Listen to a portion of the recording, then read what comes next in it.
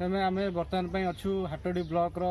शंखणा ग्राम जन आम पाखे जड़े छतु चाषी अच्छा आम पचार परिचय पचारि बुझा से केत वर्ष है छतु चाष कले से केमी कौन प्रणाली से आमको पचारे कौन कहे आप परिचयटा दिखुद दर्शक नाटा है हरिहर राइज घर शंखणा केत वर्ष है छतु चाष कले 14 वर्ष है छतु चाष कले आम दर्शक मानू प्रणाली विषय आप जनइबे हम 20 इंच नाखा रखी अग काटी दिज्व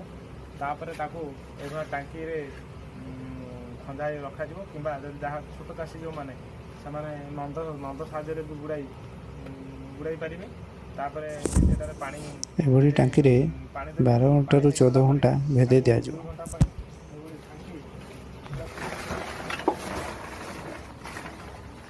घंटा पर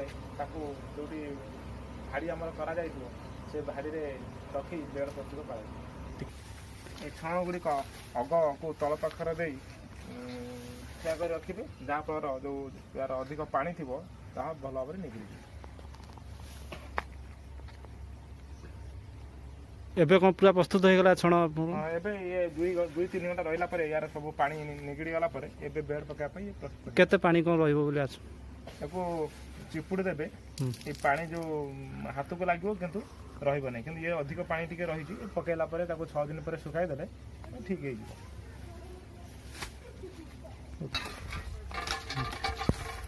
कोन ए भली छतु मजी को भांगिले भी हबो हमर बोतल अभाव आम खोली दूँ खोलीदे भी चलो ये खोली बेड पकड़ा जगह को नबू सेटारे ये प्रोसेस आमको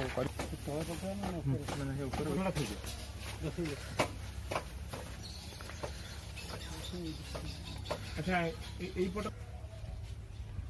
प्रथम आम कड़े जदि हुए तीन गुड़ा ये साइज कर रख बेड प्रस्तुत साइज करा कराला मंजी मंजी प्रत्येक बेडर 3 आंगुड़ी भीतर को मंजी दि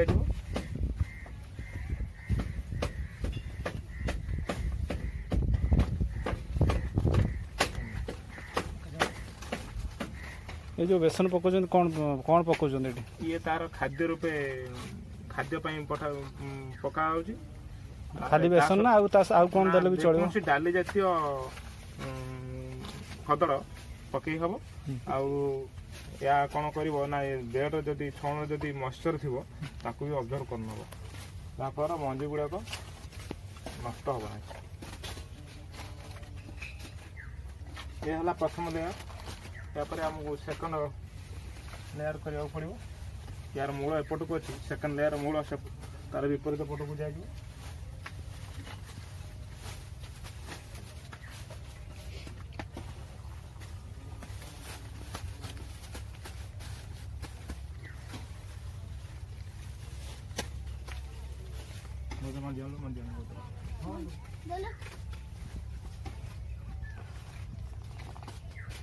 फोटो उठो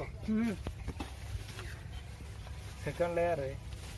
से भी मंजी दि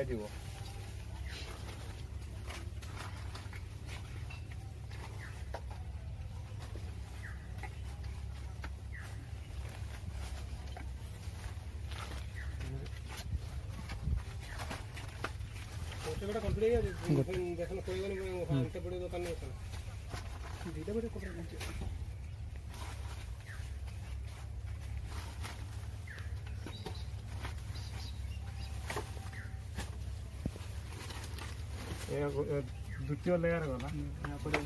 द्वितीय लेयर पुणी एपट को विपरीत दिग तार मूल दि जाए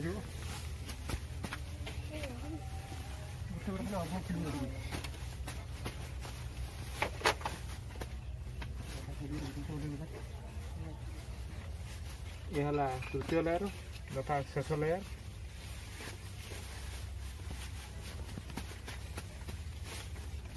यार ऊपर भी मध्य दिज्व कारण या ऊपर भी छतु हम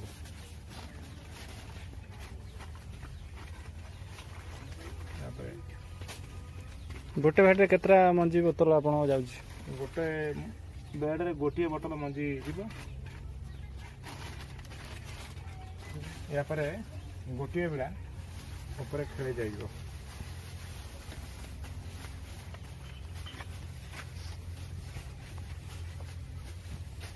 ये प्रस्तुत हो गला केते डिस्टेंस रहउची जो गैप आपण तळ भाडी टू ऊपर भाडी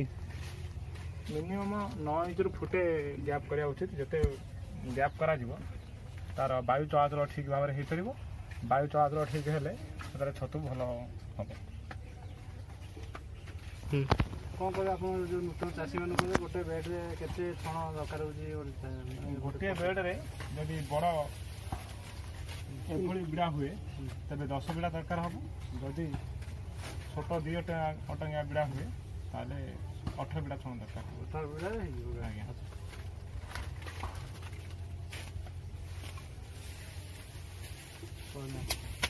आ बेड फुटे गैप रहे मझी पर्सन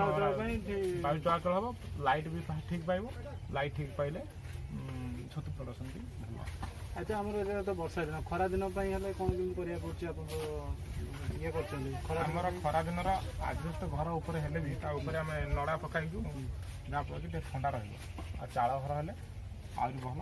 चाल घर टे ठंडा भल रहा प्रदर्शन भी भल तापर आम एबे सब छतु है पर्यंत बेड को जड़ ढके रखा कारण जपरी बेड न सुखीज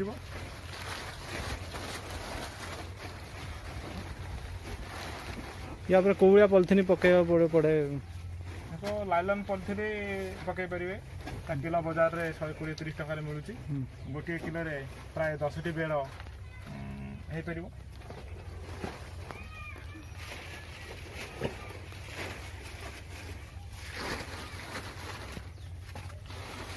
आम तो देखल बेड आप पकई सारे ए बेड आप दिन पर छतु अमल हो पार आप ये बेड 12 दिन भर छतु कड़ा आसो 13 दिन में फुल हो जदि आप कढ़ तोड़ा चाहिए 12 दिन में तोड़ी मार्केट को बिकी पारे कि फुल कर बिका चाहिए भी बिकी पारे के दिन जरी के दिन खोला हम बेड पड़ सारा पर जिते बेड पड़ सारा पर जब 6 दिन हो 6 दिन पर ये फिंपी आसीज मेड्रे फिंपी आसार पर फिंपी ये फंगस जो फिंपी पाला छतु फिंपी बेड बेड चारिड़े कभर होपर आम खोलीदे 5-6 घंटा खोलिबा खोलिले कौन हम ना ये सुखीगले नड़ा अधिक मॉइस्चर रही प्रोडक्शन आसबना ठीक टे सुखीगले तार प्रोडक्शन ठीक आसपर सुखी पुणी सुखीदे तापर दिन 6 दिन पर 7 दिन दिन पुणी आम देखा तार मॉइस्चर केते अच्छी जदि अधिक मॉइस्चर थी पुणी 4-5टा सुखाइब जदि तार मॉइस्चर ठीक अच्छी आउ खोलिया दरकार ना जब छोट छोट कढ़ा आसब पिन आसब 9 दिन पर से समय पुणी घंटे 2 घंटा खोलिकी देखा सुखाइबा खरारे ना ये सुखाइबा 4-5 घंटा सुखाइबा सुखाला खोसीदे ये कढ़ा आसब कढ़ा आसला ये बर्तमान जो ये काली के बड़ बड़ हम हेल्ले काली मार्केट को नहीं हम बिका पॉलिथिन ढका हम ना सेम छाड़ दिया ना ये पूरा टोटाल अमल हला पर्यंत पॉलिथिन ढकाई रही पॉलिथिन न रही कढ़ नष्ट हो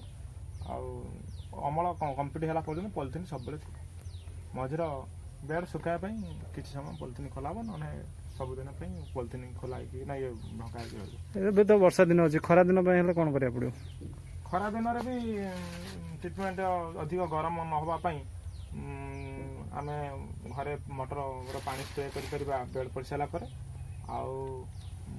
आदि अधिक ओभर हिट हुए जो जो समय मुंड फटा खरा हुए झांझी मारे से समय आम गाधुआ बेलटा टेम्परेचर अधिका हुए बोली बेड्र साधारणतः टेम्परेचर बाहर टेम्परेचर जी थाए 10 बढ़ी जाए तेणुक टेम्परेचर को रोकने आम करूँ गाधुआ समय बेड जरी खोली दो आउ साइड रे शेड नेट जो ग्रीन नेट जो अच्छी ग्रीन नेट आमर ये ग्रीन नेट साइड लगाई पानी स्प्रे करूँ जहाँपर जो ठंडा पवन भीतर को जीव आउ बेड भी टेम्परेचर अधिक रही जो संध्या हम संध्या समय पुणी खोसीदेव खोसीदे ठीक तार टेम्परेचर ठीक आसो बेड ठीक हम